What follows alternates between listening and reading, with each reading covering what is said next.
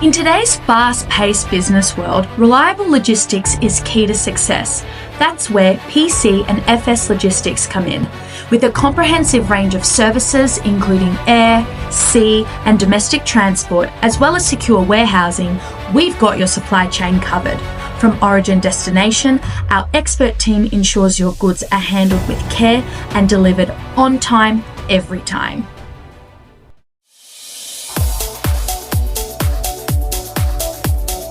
Do you have what it takes to become a soccer superstar? Look no further than Soccer Pro Academy. Led by experienced coaches, including a former Socceroo, the Academy provides world-class training to help you reach your full potential. From technical skills to tactical awareness, they'll help you develop the skills and mindset needed to succeed at the highest level. Soccer Pro Academy, where champions are made.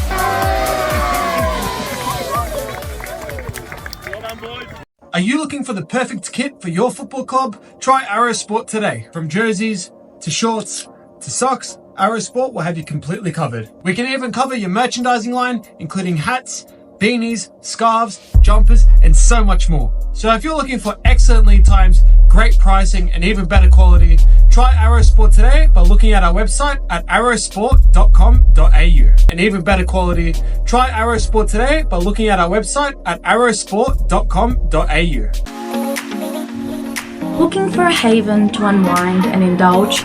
Look no further than Brista Cafe, nestled in the heart of Derrimut Village Shopping Centre. From decadent homemade gourmet cookies to scrumptious muffins, every bite is a delight. Everyone loves Brista Cafe, and you will too. So why wait? Visit Brista Cafe today and taste the difference for yourself.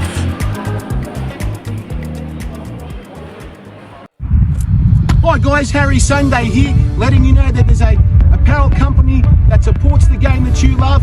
It's called There Is Only One Football.com, guys. You've got all sorts of stuff, from caps, t-shirts, water bottles, all sorts of accessories, even for your mobile phone.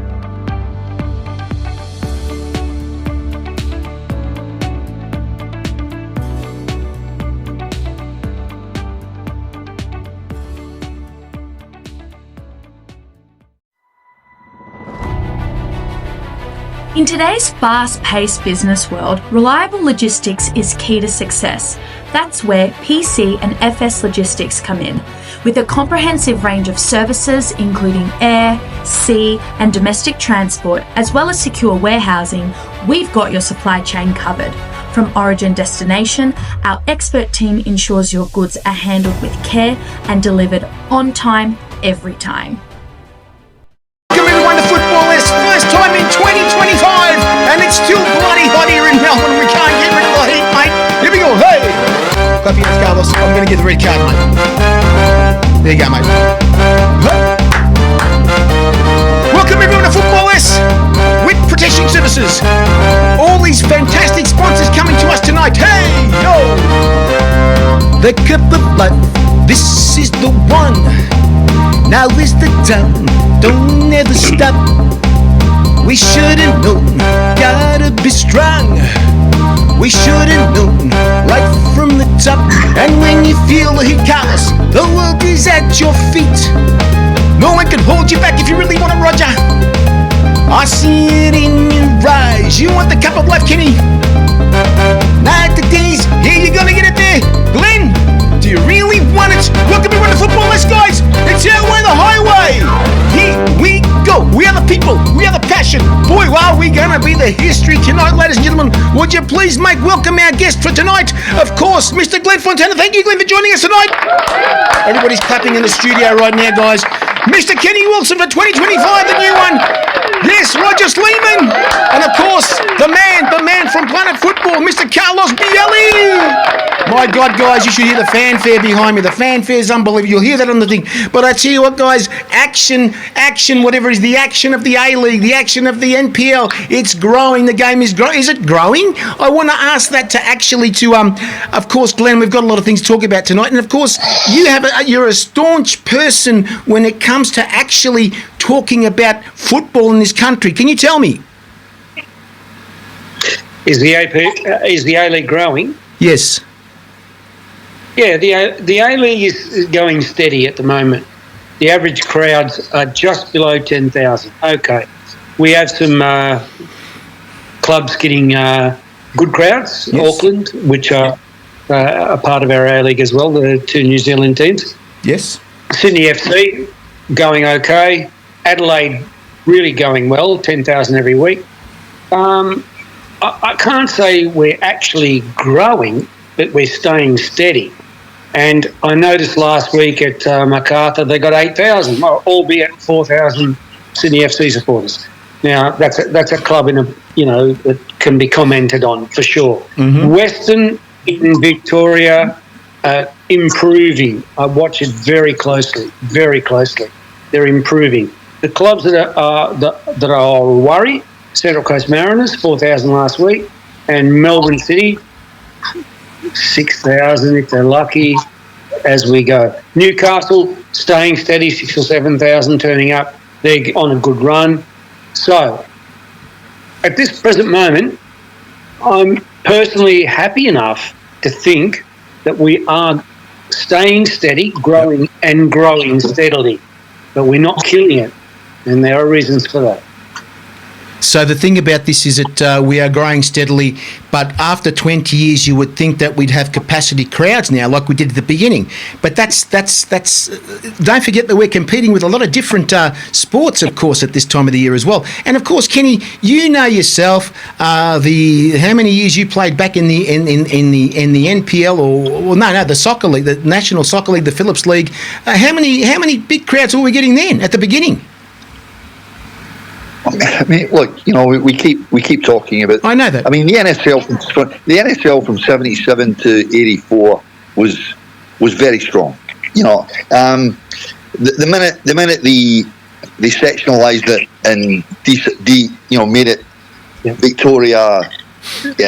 Two divisions, Kenny. Yeah, they totally destroyed it. It wasn't the NSL anymore. It wasn't the same. I mean, I can only tell you, I mean, Newcastle, we played Newcastle in 79, we turned up.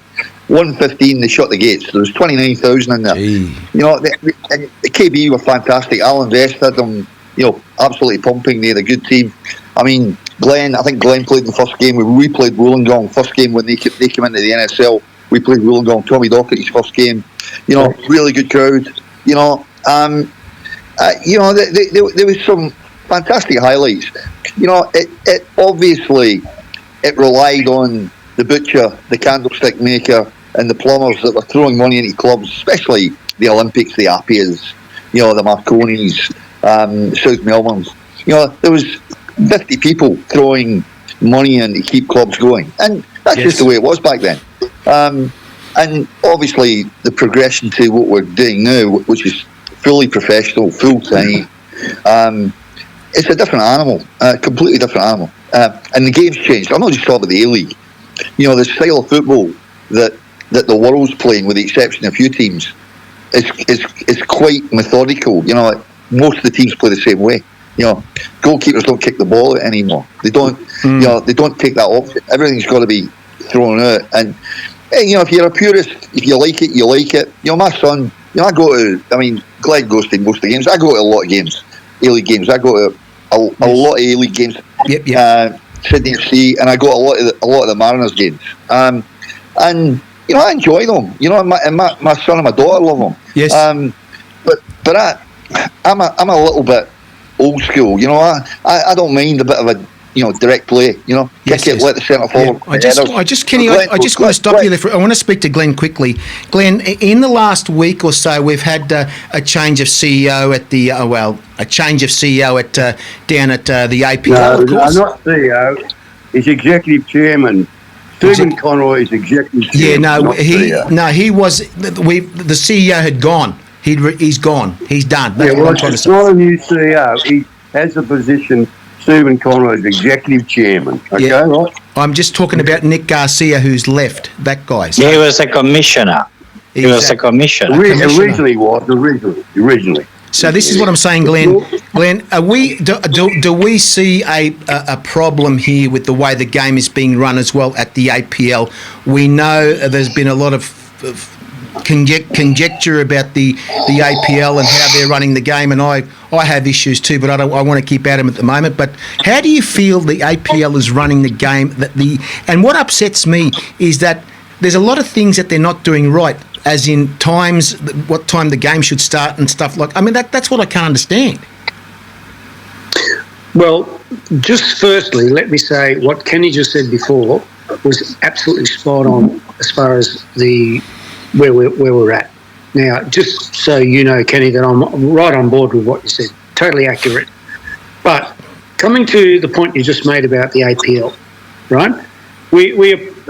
This Nick Garcia was appointed possibly through the clubs, I would imagine. He was commissioner, as was said. He was ineffective. Let's face the facts. Ineffective. Didn't really want to front up to the media, which is a really vital part of football going forward. And this guy didn't show. So that's not going to help us. So we moved forward to a board, and I've had a good look at the board today.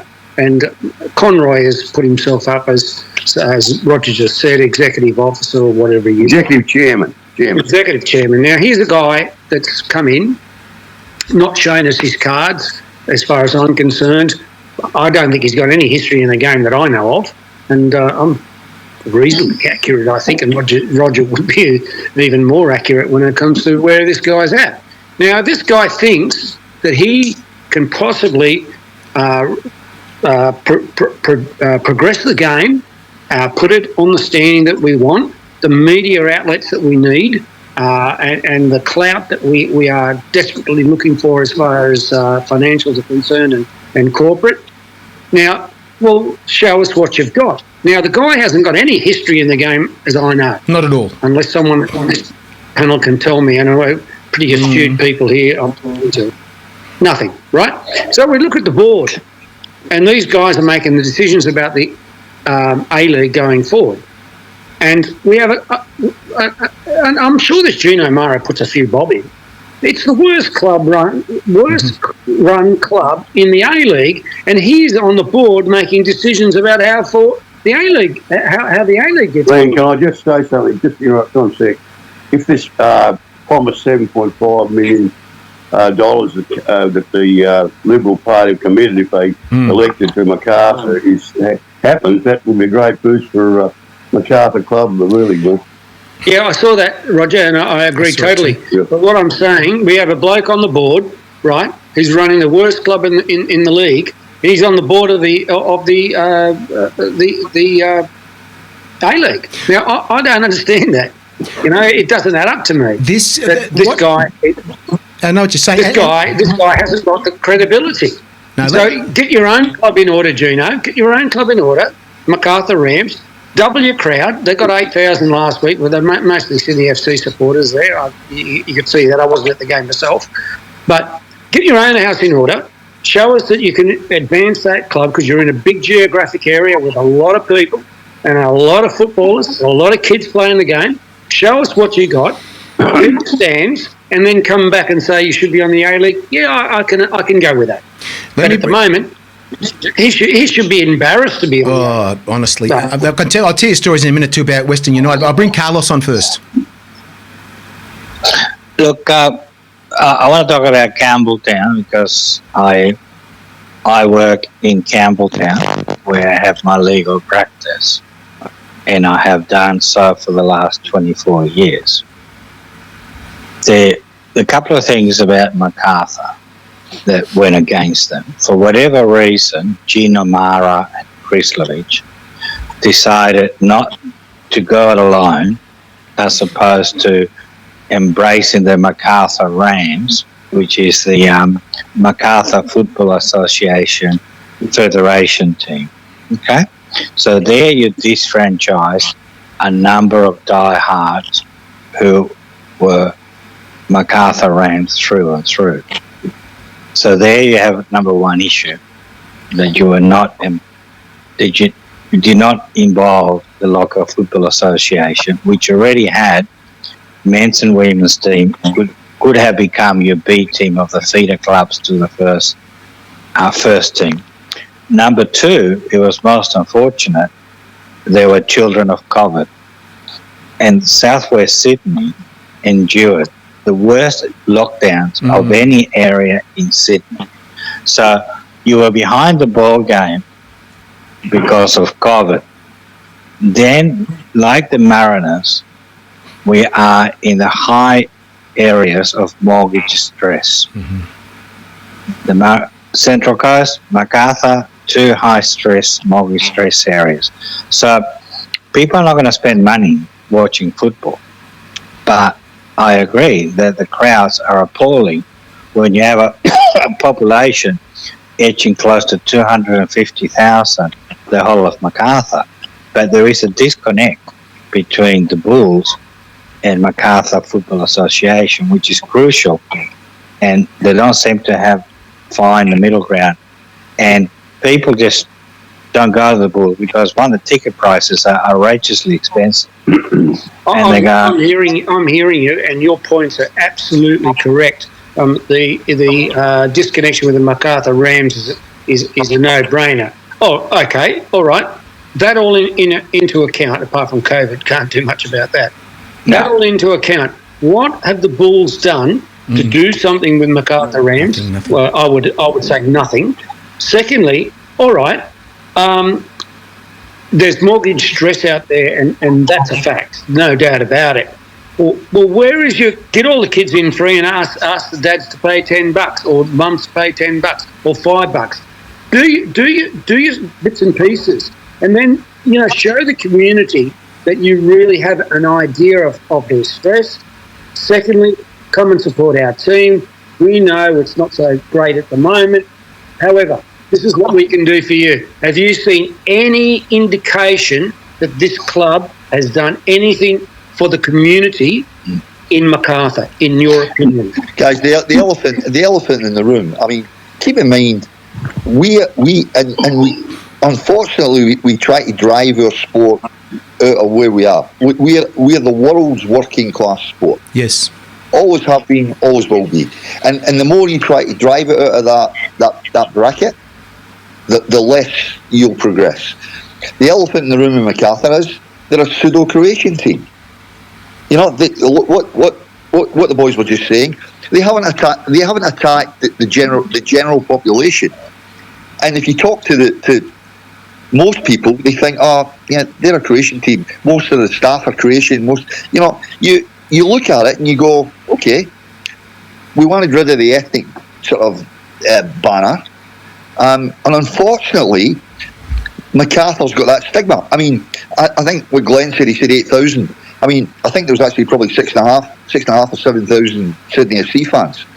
but my big point, and I keep raising this all the time, we've been talking about it for years, we've got fair weather supporters.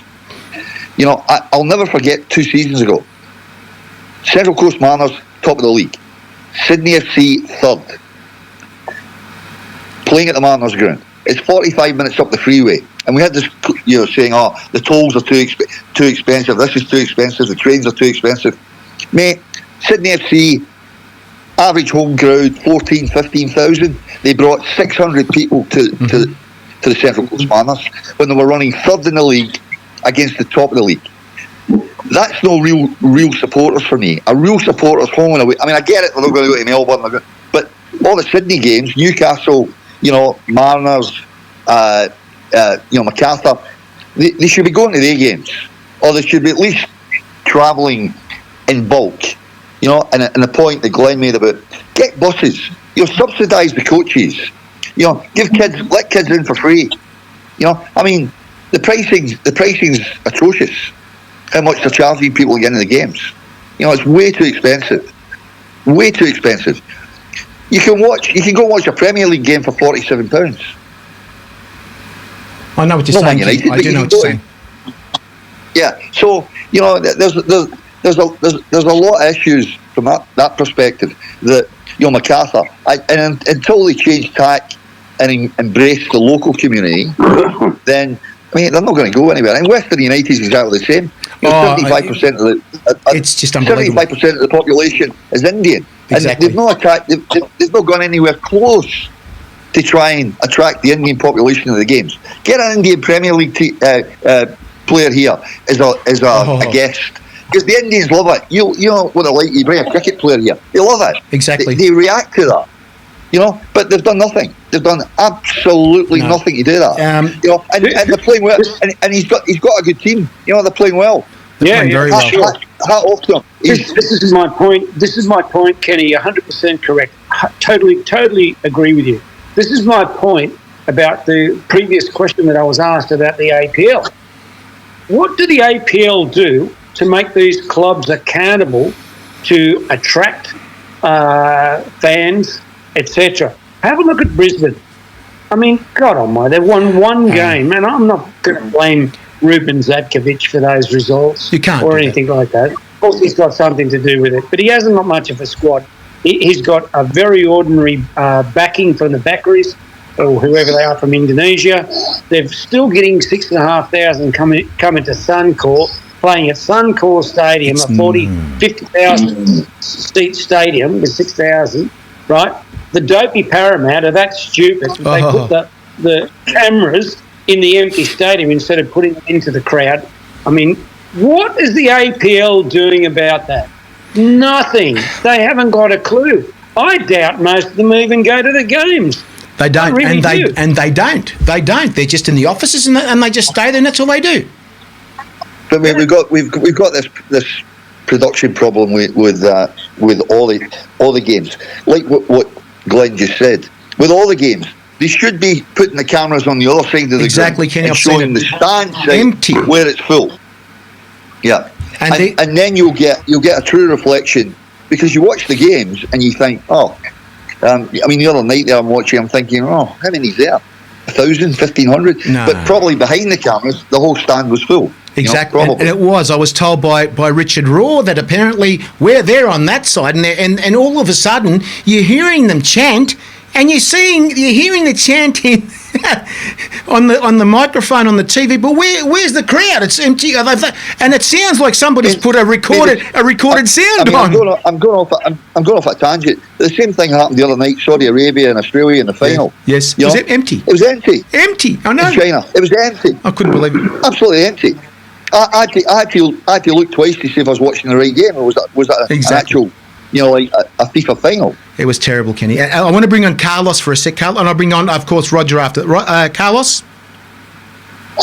Back to at the beginning of the season, the APL censors the contact details for all the media officers for each club. MacArthur is one club that never sends you any press releases or news. Out of the clubs, Canberra sends news every week. Sydney, I get the Mariners, I get Newcastle, I get Brisbane, I get Western United, I get Adelaide occasionally, but MacArthur never sends any news during the week to anyone, and I'm on the mailing list. So that's another issue that we don't, for whatever reason, we write to the media officers requesting to be included in the mailing list, and we get zero. Maybe there's no news to be told. Maybe there is. Let me tell you. I'd like to bring. Go on, Glen. Go on, Glen. Yeah, that's quite interesting, because I know a former A-League player who worked there I'm not going to mention names here, who worked there as a development officer. He said it's the worst run club he's ever been involved in. He was going out into the schools, right, supposedly promoting the club, and he said they had no gear, no top hats, no balls, no nothing. They had to contact the primary schools that they went to say that they are the Bulls. They're coming in to give your kids a free session, and we had to borrow the gear from the school. Disgusting. Right, that's disgusting. To promote our club. He said that's how bad they are. Now that was, albeit that was 3 years ago, 2.5 years ago. Yeah. So maybe things have improved, but that's how weak they were. And I mean, come on. I worked at the Wolves for many years, and whenever we went into a school or something like that, we had everything we could have, and we had a free ticket to them, or anything we could grab to say, hey, we turn you on. If one kid out of 20 came to a game with his dad, Yes. we've achieved our objective. I'd like to bring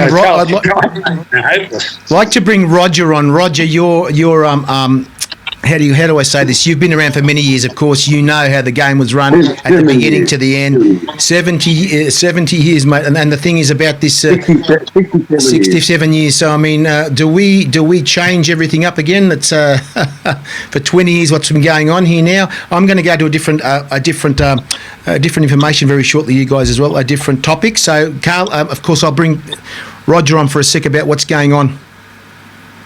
Well, I went to the first match of the season against Perth Glory. It was like a deserted ghost town. Oh boy! They did nothing to promote that first game of the season. I just couldn't believe it. So obviously it's continuing on, and they've got a good football team. There's no question about that. And just to go on with Glen's point, Western United, a brilliant team. Aloisi's done a fantastic job. They deserve to get good crowds, but. It's very hard. It's like you got the restaurant, which the best restaurant in town, which who people don't know about. I've been there, Roger. I've been there. I've seen it. The distance is unbelievable. It's between Geelong and Melbourne. Have you been there? Of course, Glen. Have you been there at all? I've been there. I've seen it. It's out in the middle of nowhere.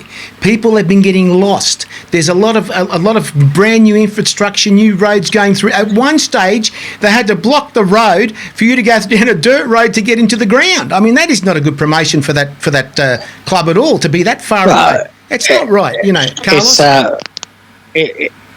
Look, good things to start from the small things, and Western United is building the infrastructure, and within 5 years, it will be a great little boutique stadium that They it will be. Western United into the league.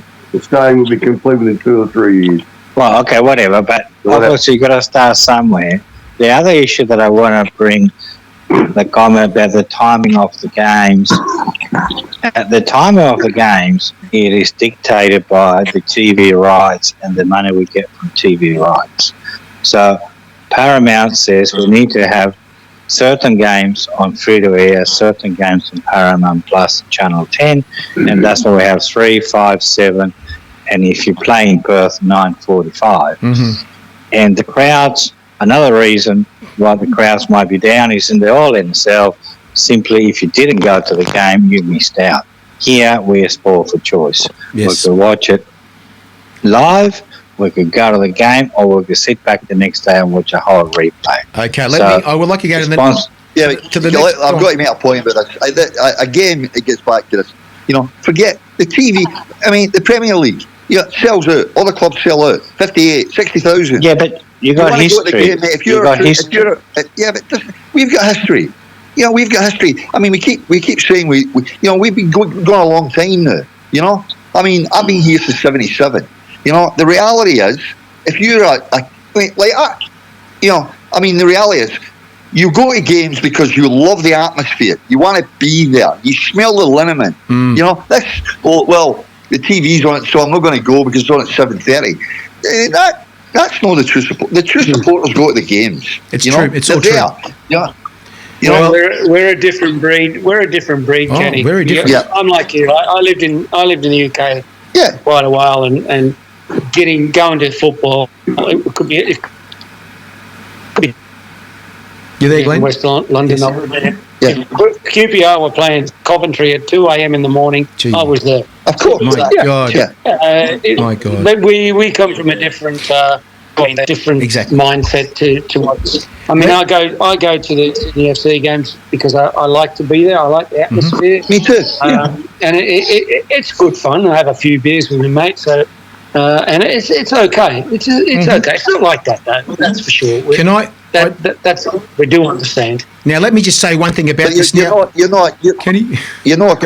the reality is, I mean, the generic supporter, sits in the lounge, has a couple of beers. But if you're a Sydney FC supporter, you want to be at the games. You want to engage. What Glenn just said. You want to meet you've got an engagement there with family, with friends. It's an outing. It's you an meet outing. people you don't. Of course it is. And you go there and you might go for dinner before, or you might travel in together. It's a whole experience. Well, this is Kenny. You should see the games at Preston, and you should see that their outings, families. It's like a party atmosphere. It's fantastic. They're so professional. I find them actually at Preston more professional than some of these A-League clubs. You'd see some of the things they do before the game. It's just unbelievable. It's very.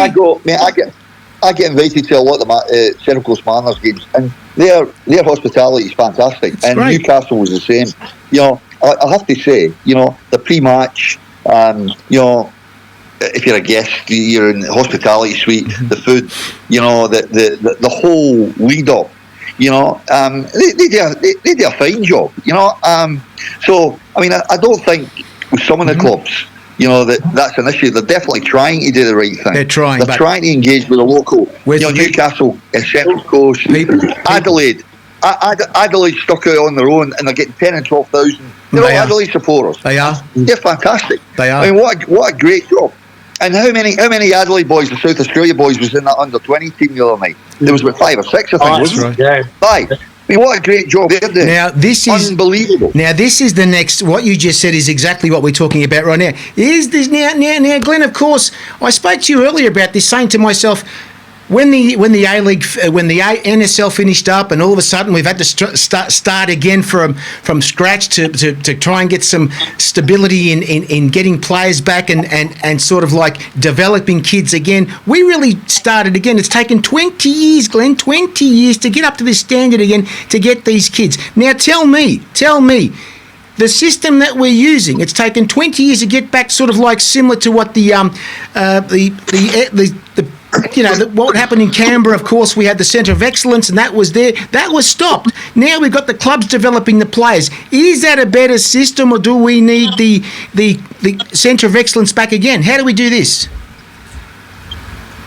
Well, 6 of one and half a dozen of another. Up to now. Let's not get carried away with one performance. Yes, that's right. Exactly. This performance this week as winning Asian Cup champions at under 20s is a fantastic achievement. That's without a doubt. However, prior to that, we didn't qualify for the Olympics. We had problems with getting players back, etc., etc. We've had very poor tournaments with 17s and 20s prior to this. Now, let's not just say this is all a culmination of these kids getting exposed daily. It is, and it's great, and I'm very happy with it. I'm very happy to see young players given a chance, and Badalato and all these young kids. And remember, Imran Nkunda wasn't there. That's right. He could have played for us. The clubs wouldn't let him go. Yes. But, it's all good. It's all good. But if we go back to the system that I was involved in very heavily, not the AS, but the New South Wales teams, etc., and Institute of Sport, it was the way to go. The AIS, proven, millions and millions of dollars worth of players went through there. The Duca and all of them. Kuhl went through the New South Wales system. It's a fact. And what happened was it was all then back into the clubs. Now there is a reason for that, and there is. A possibility the clubs could develop really good schools of excellence themselves, and I believe they are with the facilities that they're starting to create, which is Melbourne Victory, Melbourne City, Sydney FC, fantastic program. Look at the players they're selling on. Got to give credit where credit's due. However, the AIS and the New South Wales Institute of Sport are a very excellent program. Now, you've got to marry them up, work out what the best possibilities are. Do we do it for under 13s and 14s at institute level? And those players then go back into their clubs like Mariners, like Sydney FC, like Western Sydney Wanderers. And do we have an AIS again as a camp level or as a educational level? I don't know. But there are signs that the clubs are coming to the front. I want to give an example. I want to give you guys an example. I'll bring you on right now. I thought about this a few months ago, and I spoke to someone who actually went to these camps, of course, and I said to myself, hang on for a sec. They had these youth teams, North and Southern Division youth teams, coming from the AIS. And that's unbelievable. So you had the Northern Division and the Southern Division as well. So you had two different divisions. And so hang on for a sec. So you're talking here about these kids that were they at the AIS, right, playing in the NSL at some time. Kenny, you would have known that. Those youth teams are playing We had the youth or reserve team played before the main game. Yes, exactly. And we still should have that. You know, yes, I mean, exactly. That gives young boys exposure. So. I think so, Kenny. The problem. The under-20s, in camp. How good would they be if they were in camp? Yes. And training every day under the auspices of the coaches and then playing in tournament? How good would they be? And I suppose they get World Cup potential. Yeah. Well, you're playing. If you're at Sydney FC, you come out and sure the whole 16 or 18,000 supporters will not come up when you're playing, but there'll still be probably 7,000 or 8,000 in there, and it gives them a great experience, a great environment because there's a lot. It's not just a case of being a technically gifted football player. There's a lot of things you've got to be able to deal with. Lots of things you've got to be able to deal with. Pressure. I would say personally, the under-17s would be the best for that scenario. Yes. The under-20s has proven a lot of these boys are playing in the A-League, so you wouldn't get the under-20s. They are. But Glenn, I keep Let me bring saying up a point. Let me bring up a very, very valid point, sad point for me, is that these kids, when they get into under 14 and under 15 and represent their state, whether it be New South Wales, West Australia, Queensland, or whatever, you know how much they've got to pay to play in the don't start me on the championships? Oh, I had enough of $3,000. I've had enough. $3,000. Yeah. It's the most disgraceful thing. And Johnson and his cohorts and the idiots who run the New South Wales Federation should be so ashamed of themselves. They're making parents who've got talented kids pay such an exorbitant fee. I get phone calls. I've had phone calls from parents for me to say something. I can't say nothing. I don't want to get in trouble, so I'm not saying nothing. And you're saying that, Glenn, but for me, and it's really, it's up to, I don't know where this has to finish or where this has got to be fair. It's got to be some fairness somewhere. Harry, here's where it's starting. I keep saying this, I've been saying it for about 8 years now. Yes. Our kids are based on their ability to pay, not their ability to play. Yes. Majority of them. And unfortunately, our low demographic families who predominantly produce the better players, whether it be South Americans, whether it be the indigenous boys, whether it be, predominantly they might be single parents. They might be, just a father, just a mother. There might be 3 kids playing there. They can't possibly play at these levels because they can't pay. That's right. And they go to different sports because of this. That's the problem. They get shunted at the game, I mean, we lose. I mean, we talk about age brackets. When I arrived here in 77, our squad of 15 at Sydney Olympic, we had 15 players. 11 of us were 19 or under. Playing in the NSL. So when people talk to me about 21 and 22 and 23, if you're not playing in the A-League at 21, 22, 23, there's exceptions to the rule, but predominantly you're not an elite player. At 23, you get. I mean, you might still be developing a little bit, but if you're not playing relatively regularly, then maybe you should be an NPL player. What the under 17, what Glenn says is a far better idea for me. I agree. And get the 17. Let me say that there's still a bit of room for development. Let me bring Carlos, and I'll bring of course Roger. Carlos, now you've been to these. You've been to these games. You've seen kids play in the NPL New South Wales. Have you seen a lot of kids that you might have seen that could go to the next level? Is the NPL growing for development for the kids? Have you seen anything at all? Because you go to these games. Look, the NPL is, to me, is the factor second division. And there's some great talent there. There's some players who, for a number of reasons, were good enough for the A-League. Takes Ala Jurajewski from Rockdale. Injuries could stop the career. Sydney came back, sets the world on fire. Mitch Malia, another person who was a Sydney FC. did really well. ACL, bingo, yesterday's hero. So the NPL, it's great for developing talent, and it's great for there's some really good talented players in NPL. People who through luck or misfortune didn't make the A grade, and then once you miss the boat, you miss the boat. Exactly. And I think NPL. In today's fast-paced business world, reliable logistics is key to success. That's where PC and FS Logistics come in. With a comprehensive range of services including air, sea and domestic transport, as well as secure warehousing, we've got your supply chain covered. From origin destination, our expert team ensures your goods are handled with care and delivered on time, every time.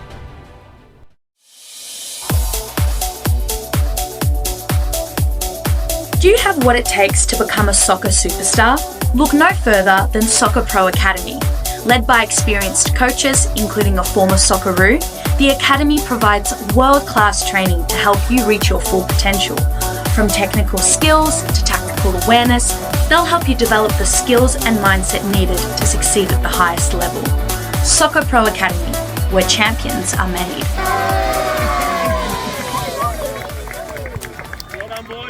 Are you looking for the perfect kit for your football club? Try Arrow Sport today. From jerseys to shorts to socks, Arrow Sport will have you completely covered. We can even cover your merchandising line, including hats, beanies, scarves, jumpers, and so much more. So if you're looking for excellent lead times, great pricing, and even better quality, try Arrow Sport today by looking at our website at arrowsport.com.au. And even better quality, try Arrow Sport today by looking at our website at arrowsport.com.au. Looking for a haven to unwind and indulge?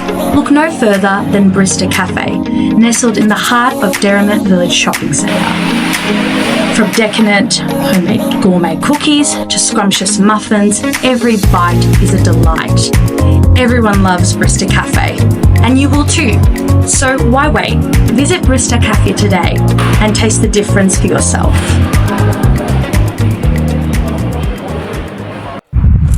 Hi guys, Harry Sundai here, letting you know that there's a apparel company that supports the game that you love.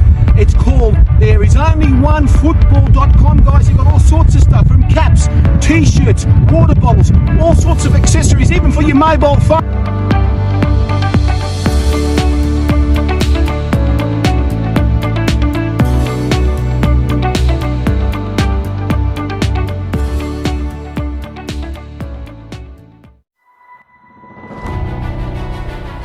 In today's fast-paced business world, reliable logistics is key to success. That's where PC and FS Logistics come in. With a comprehensive range of services including air, sea and domestic transport, as well as secure warehousing, we've got your supply chain covered. From origin destination, our expert team ensures your goods are handled with care and delivered on time, every time. It's underrated. Under-advertised. Yes, it is. By Football New South Wales, and I'm sure Football Victoria, I'm not sure how much advertising Football Victoria does about its Premier League, but no one knows much about it. Yep. And there's some exciting talent. Lots of them, I tell you. In NPL, and some older players who are guiding the youngsters through. Mitch Marley is one. Choi's another one from Blackdown. Jurajewski from Rockdale comes to mind. Fantastic. There's a number of players. I'm sure there's some in Victoria. Lee Broxman is still playing. Oh, he's playing in Premier League in Bentley Greens, which will be that night when, of course, that's right. And will be that night. We'll all be there partying and watching the game after. Of course, the Football List show will be there. Of course, we're going to mention that very shortly. But I want to speak to Roger here about one of the players that he's always talking about, his development at Sydney FC, Kaczarski. Mate, I've seen that kid, and you've seen that kid, and I'm saying to myself, where's he go? He needs to get overseas, full stop. He needs to get overseas. Now, you've been watching him for a long time, of course, Roger. What do you think? Well, I think he needs more game time, really. I mean, I don't think he's done as well as I expected in the season, and with us because of lack of game time. He seems to be a bit off the ball there. I think Glen would agree with that too, wouldn't you, Glen? I like him. Like we've discussed this player before. I think the Polish striker at the moment is spotting the goal. Kamala. Great. Kamala, and then you got Lolly on one side, and you've got Costa on the other. And even if Costa doesn't play, you've got probably Caceres going over there. It's extremely hard for him. He's doing a cameo role, and every time he comes on, he excites me. I think he's going to score. Yeah. And Segatic is the other one. Segatic is really. Segatic is right. He's come of age this year. I think he should be starting at Sydney FC myself. Oh, would like to think so, but he's such a great impact player. It's a real hard one, but yeah, he's definitely doesn't look like an impact player. He's doing far more than Kucharski. Kucharski, when I saw him play recently, followed his progress. But you do need game time, and he would get more game time at another club probably, I think. Okay, yeah, he's a good boy. Carlos, well, his contract's up. Hang on, I haven't finished, Harry. Sorry, mate. Harry, can I talk, mate? I've been sitting here like a stunned mullet. Okay, no worries, Roger. Go for it. Let me have a chance to talk if you don't mind, please. Thank you. With Kucharski's contract's up in June, the $64 question is, will he stay at Sydney FC? Will he move on either overseas or go to another A-League club? That's really interesting for me. See where he goes from there. But there are a lot of players. Western United, they've got a great squad. That squad this year, individual ability there is really great to watch. That team, great to watch. And yet, who really knows about them? I mean, the football community knows about them. Beyond the football community, I'm getting back to NPL again. The NPL is not promoted. It's like the crowds they get are just abysmal, and the standard of football is good. I go out there regularly, and where's the promotion? Who knows about it?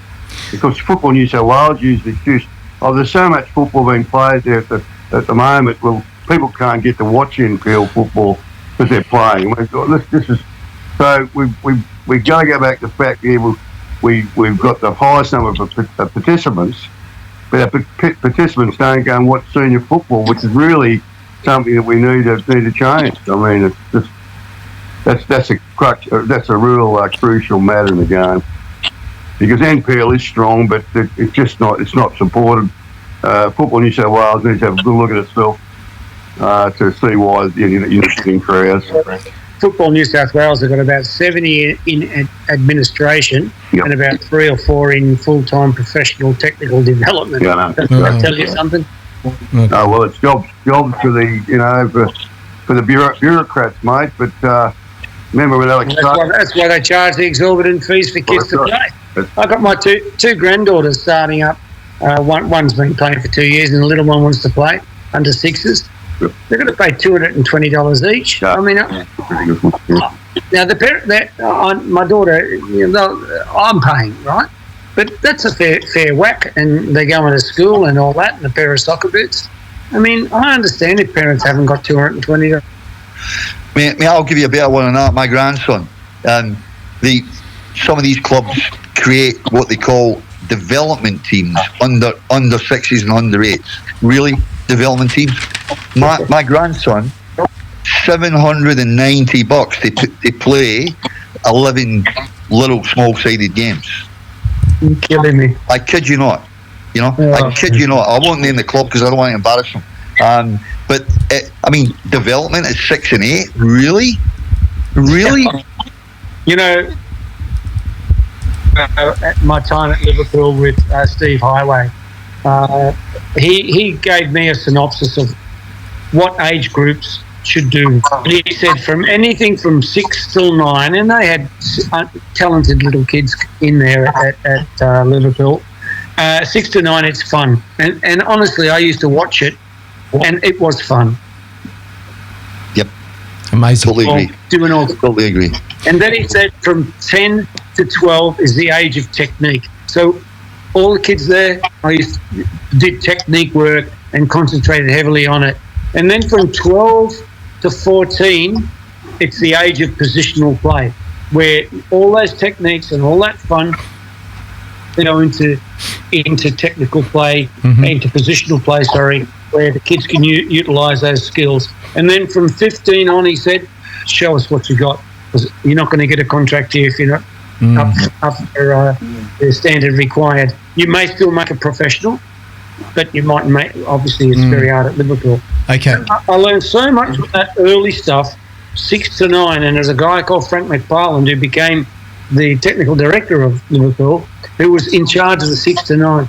He was absolutely fabulous. And if everyone over here could see Frank McParland and had a bit of Frank McParland in them, that we would be better off for fun for kids. Not for the good players, not for the talented ones, but for the kids who just love the game. Yes. And then those kids love the game, play on, and then they play reserve grade for the local team and whatever, and they turn up to the games later. They go and watch Sydney FC and the Wanderers because they love the game. It's ingrained in them. This is exactly what... Go on, Roger. Sorry. My old grandson, 10, he trains 3 times a week, plays on the weekend. The coaching is atrocious, absolutely atrocious. And he's paying a lot of money for that, probably towards about $800 or $900 with a certain club, and I don't approve of them at all because the coaching's a bit more. So, you know, it's really a money-making exercise for a lot of these clubs, and the people who are in coaching positions just don't have it. And you've seen it so many times, haven't you, Glenn? Oh, look, I've spent a lifetime doing it as director of coaching at Football South Coast and the Wolves as technical director. I've seen just some of the most horrific things that you could ever imagine on a football coaching field. But we try our best, and I know, and I empathise with the guys out there on the hustings, you know, trying to help, doing courses and putting on the elementary courses and all the other ones. It's a tough gig. It's a tough gig. They haven't kicked they haven't never kicked a ball, mate, which is, you know, a very high percentage of them. What chance have these kids got getting basic skills at a young age? Yeah. You know. Yeah, it's not all about the elite kids. It's about kids loving football. Yeah, that's right. Yeah, exactly. We all love it as much, but you know, you get there. I mean, we get. I remember in my time, and the guy that's taken my position when I retired, who's remained good friends. He gets through a hell of a lot of coaching courses. You know, trying to show guys just basic stuff. Yes. Just a little bit of organisation, a little bit more fun. Guys, I keep saying historically, and nothing's changed. You know, when you're a kid, if you love the game, you look to your idols. You watch Pelé, you watch Maradona, you practice what Cruyff does. You watch the Premier League and you see something there, and you get a ball and you get the backyard and you practice it. And you know, it's not all done by your local coach. The kids have got to take some responsibility of doing it themselves. They've got to be kicking a ball against the wall, 2 feet, as Roger keeps talking about. You've got to be able to use 2 feet. Heading. I mean, this country's probably, me and Glen were good headers of a ball. It's probably the worst country in the world for generically for heading. You know, you know, all these techniques, the kids have got to engage themselves. You know, 2 nights a week or 3 nights a week is not going to turn them into ultimately skillful players. You've got naturally gifted boys, you know, that are naturally gifted, you know. But predominantly, you know, I mean, I'll never forget 1970, the Brazil World Cup team. I watched it. The minute the game finished, I grabbed the ball, went outside, and I was practicing. I was practicing bending balls. You just do, you know, because you just embrace it, you know. I mean, I don't remember back in my day, the local coach was the school teacher. You know, he gave his time, he picked the team, gave you a strip. He sort of knew you were a right back, a centre forward, or whatever. But you were enjoying the game and you were engaging it up until you're 14 or 15. Then senior clubs would be inviting you. Yes. I mean, in my day, you know, every school holidays I was at a senior club. Man United, Blackpool, Wolves for 2 weeks, free of charge, pre-season. Yes. They were looking at you. We don't really do that here. No, Kenny. I've got something to tell you about that. What you said. I'm going to tell you guys, and I'll tell you about this one. Of course, you would know who, and I'll tell Carlos. Carlos, you know who Con Butsianis is, don't you? Kombutsianis, the big skill, and of course you. He could hit a ball from long distance. Let me tell you what he's. Have you ever heard of this? Of course, Glenn. What he does, he's shown me everything, his videos and all the stuff, and you know what he does? Repetition of everything. The kid has to, from headering to kicking and balancing the ball and juggling the ball. You should see how he's actually developing kids. And it's all private. It's all one-on-one with the kids. Now and I know he charges a bit of money, but in the end, it's worth it. He's also trained some of the USA girls as well, of course, in their national team as well. And I tell you what, Glenn, have you heard of him doing that? Yeah, I know Kombutsianis. Look, I that's fine. I agree with what you're saying and all that. Carry on. But I'm going back to Kenny's point. Yes. When Kenny was a youngster growing up in Scotland, and I was a bit different. I grew up in Australia, right? And Max Tolson lived down the road, so Kenny had, some pretty good role models. Mm-hmm. And Max Tolson lived down the road. Max had come past doing a bit of work. He had a bad knee, and he'd see me up against the wall. He'd come over and start working with me. Yes. It's not an Australian kids. Well, in my day, as soon as school finished, we were down that paddock and it was game on, four-a-side. That's what it was. Every single afternoon, my mother used to have to call for me to come home and have me dinner. And Kenny, he grew up in football as we used to dream about. Yeah. But mate, no different to what you just did. Home from school, all the kids came out, up 10 aside, 6 aside, 7 aside, till it got dark. I mean, same principle. And exactly what you're saying. You're playing 4 against 4. You're learning how to take 1 against 1. You're learning how to tackle. You're learning, through, in a lot of cases, through accident, through, how did he do that? You're watching. Yeah. And what you do is, as a kid, you absorb like a sponge. You look at it and you go, I want to be able to do that. You might never achieve it, but you try. Yeah, of course. What is being said is that you do pay. Look, I was a curver coach. I liked the method. I worked, and that really was my break in coaching and starting an academy down in Wollongong. I had no competitors, and I built up very, very quickly. And I worked very, very hard at doing the stuff myself. They would have fallen out of the grandstand at Wynn Stadium if I ever did one of the moves down the ground, because I started learning things that I'd never seen before. Yes. However, people used to pay to come, and that's a fact. I personally, in my philosophy and my socialistic view of the world, I wish I could have given football skills to everybody for nothing, right? But in this country, you can't. No. And Kenny went to Blackpool, I went to Man U, and he did that and it was free.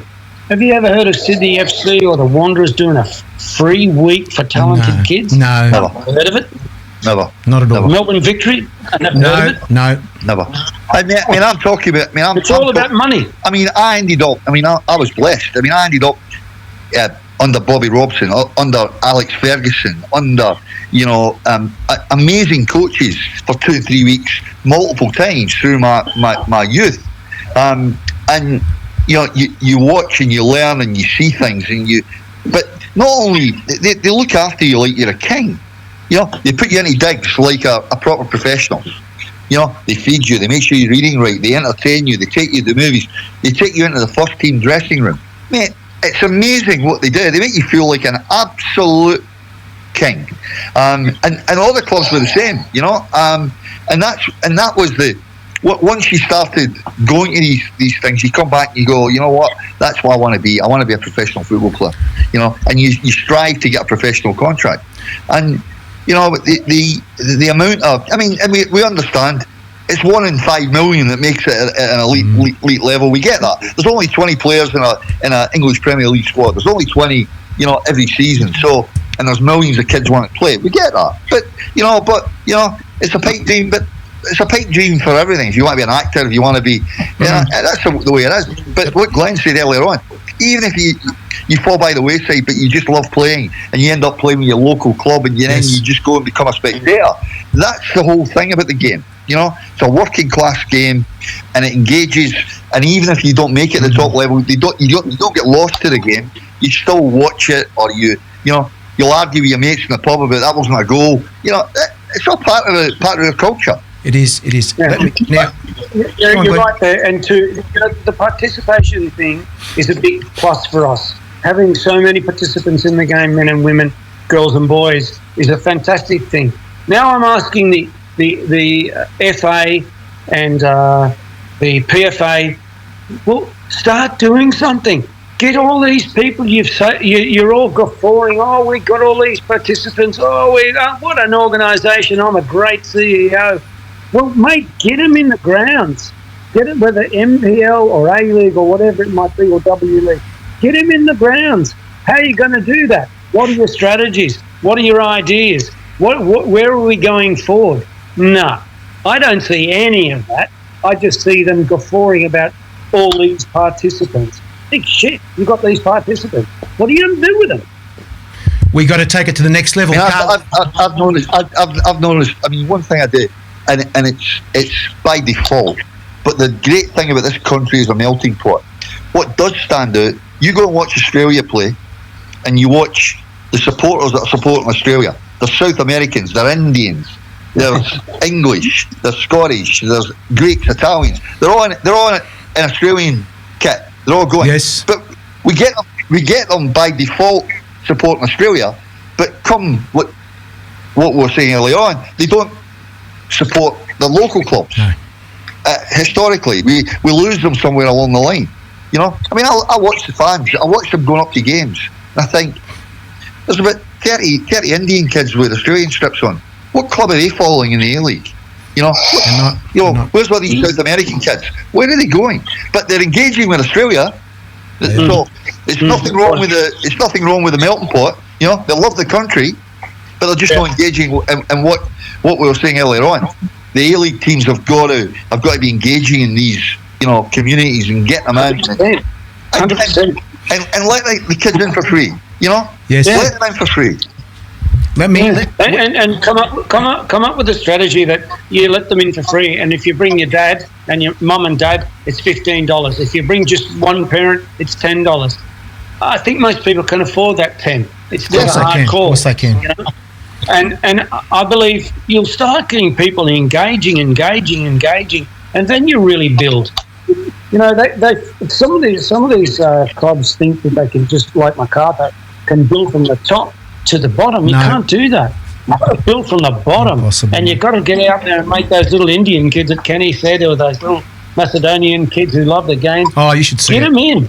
Once you get them in, they're not going away. They love it. I'm going to say something. I need to get to the next content here I've got right now. Is this where we talk about Preston Lions or Preston Macedonia, and you should see their home games, what they do, and I tell you what, they got junior training. They got 5 pitches on the outside. 5 pitches, Glen and everybody here. 5 pitches. They're training. The juniors are training. After the games, they come to the seniors to watch the seniors, and it's packed, absolutely packed. It's free for them. Free, like you said, free, and they're coming in. Well, that's really admirable. Yeah, that's really admirable. I noticed that Auckland FC have something going on down the bottom of the ground. You're frozen. Yes. Doing something. So, I get that with Preston. I get that. But let's not get carried away with Preston. No, we're not getting carried away. No, but that's what they're doing. They're doing something right. A little Macedonian club with 3,000 supporters, with a fantastic community. I've dealt with. I coached Wollongong United for 3 years. Love Macedonian people. Mm-hmm. They're so friendly, so good. Love you when you win, hate you when you lose. Oh, I know, mate. I know. Okay. Yeah, that was my last. I played with Wollongong Macedonia. It was my last season. Oh, Kenny. I had Casey De Bruyne as my coach. Oh my God, Kenny. This is Kenny coming of one more season. Oh my God, I tell you, gentlemen. I blame Johnny McKee and Chick Bradley for that one. Oh boy. Yeah, I remember that. I remember. Oh, cool. I remember when you were here. I want to speak to Carlos about this function we've got on the 11th of April. Carlos, now you're going to come down. We've got so many sponsors helping us with PC and FS Logistics. Our major sponsor has actually helped us to get Paul your way down to Victoria Brunswick City Soccer Club, WAT Protection Services Soccer Pro Academy, which is, you know who that is, a former Socceroo, Joe Spiteri, C City Lawyers. Now, who is C City Lawyers? Oh, there he is in front of me there right now, Carlos. There is only one football, Barista Cafe, and of course Arrow Sports. Arrow Sports, of course, the kits that they actually make for all the clubs. Now, let me tell you, now, Kenny, you're coming down. You're one of the hosts, of course. We're going to be in a big table there, a big desk. We're going to have Wadey there with us. We're going to have two former A-League players. Work that one out. Lee Broxham from Melbourne Victory. He's playing for Bentley Greens, and Jesse Macaronis, who was playing for Victory. Those two guys played for Victory at the same time, and so they're now playing for the opposite clubs. So Brunswick City versus Bentley Greens, and then don't forget everyone down there. Please bring your Socceroo tops, similar to this one. Socceroo tops. Come and get a picture with Paul Wade, former Socceroo captain. Come and hear the amazing stories, Carlos. What are you going to be saying to Paul Wade? Wadey's mate. It's about 500 to 600 people already coming down. How are we going to fit them in, Carlos? What's going to happen here? What are you going to be doing? I think Paul Wade's story is about resilience and determination, hard work and determination to succeed, because he wasn't the most talented player, but he was determined to maximise what he had. And after he had this operation, resilience to me is Paul Wade, and determination, hard work to reach the highest level when you were not the most technical player, but you were willing to work hard and do what you did really well. I'm looking forward to coming to Melbourne. I think it's exciting for footballers. It's exciting for the football community to be on Aurora TV. That's right. And it's going to be a great night with all the people there, former Socceroos, and the football, and just the chit-chat will be amazing. I hope Roger comes as well. Yeah, Roger, you coming? Watching on TV. He's got Aurora TV. He's got Aurora TV. Carlos says Roger. Now, Kenny, he's happy tonight. He's happy tonight. Oh, no. I wouldn't get a word in anyway. So why would I bother coming? A second ago there, I thought you'd get shot from the grassy knoll. You just disappeared off the screen. Oh my God! And let me say, Kenny, a lot of the Scottish guys are coming down as well. This is going to be like a football reunion for Scotland. Apparently, I've heard. Is that right? The Tartan Army. Exactly. Yeah, well, mate, we've got Jimmy Campbell, Kenny Taylor, a lot of the boys are coming. There's a lot of players. There's more players too. Peter Blasby's coming. A lot of them, and they're bringing friends along as well. Former NSL players. It's going to be like some kind of big reunion. It'd be good if you come down there. Of course, Glen, if you had time to come down. It's going to be a massive night. It's filmed on. It's actually being shown onto Aurora TV Foxtel. It's amazing. Yeah, well, sounds pretty good. It's going to be a very big. Jamie may be turning up because they're all asking a lot of the former Heidelberg, or we're talking Fitzroy United here. They're asking everybody, and some South Melbourne players are coming. Some former South Melbourne players. There's guys coming from, even Chris Calafatidis, who's been on our show for many times. He's actually one of the first players that played in the first game of the Phillips League when they played Olympic many years ago. The first game ever of the Phillips League too. So a lot of those guys are coming too. So the original players from the Phillips. So you might see a lot of these guys, Kenny, that you know quite well. Hey, just check Roger's okay there. I know, I think he's fallen off the table or something. Oh, Roger, you okay, mate? Are you okay? No, he's back. He's back. Roger, you right? He'll do me. Guys, thank you for joining me tonight. Thank you for joining me tonight. I tell you what, we're going to be talking next week to everybody as well. Don't forget our sponsors are here. So many sponsors to talk about what's happened here about that show on the 16th of April. There's so many things happening. Next week we're going to have some more people, maybe some people who are coming to that show as well to talk to you guys as well. So thank you everybody for joining us tonight, guys. Football, this was live tonight on Football, of course. Thank you everybody.